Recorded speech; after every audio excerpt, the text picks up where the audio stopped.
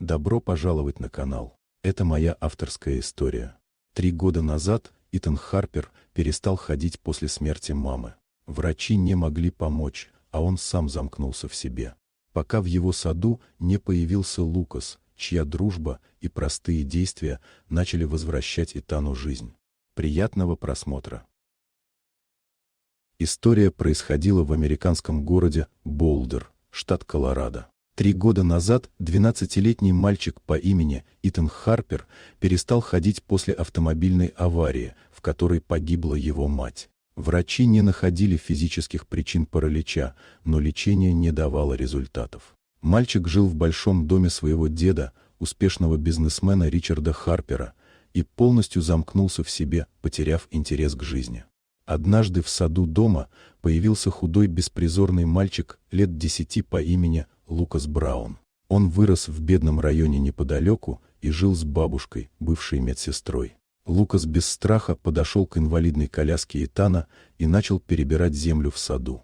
Его уверенность и спокойствие поразили и мальчика, и взрослых. С этого дня Лукас стал регулярно приходить. Он не лечил в привычном смысле, он помогал Итану прожить утрату, отпустить вину за последнюю ссору с матерью и снова почувствовать связь с жизнью. Простые действия, прикосновения к земле, движения под музыку, уход за растениями постепенно возвращали ощущения в ноги Итана. Впервые за годы он снова начал чувствовать свое тело.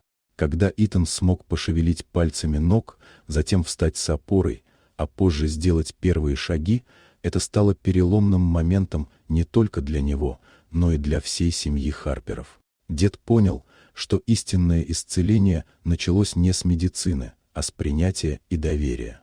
Позже семья познакомилась с бабушкой Лукаса, Мэри Браун, женщиной, посвятившей жизнь помощи людям, от которых отказалась система.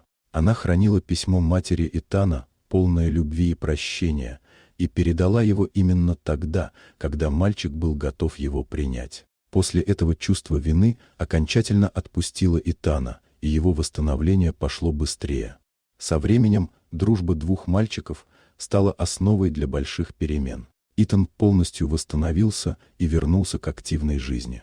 Ричард вложил средства в создание образовательного и реабилитационного центра в Болдере, где вместе учились и лечились дети из разных социальных слоев. Лукас вырос и решил связать жизнь с медициной, а Итан — с психологией, чтобы помогать детям, пережившим травму.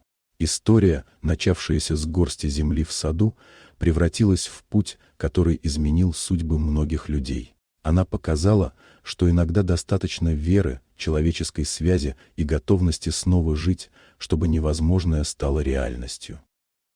Вот такая удивительная история. Напишите в комментариях, откуда вы смотрите это видео.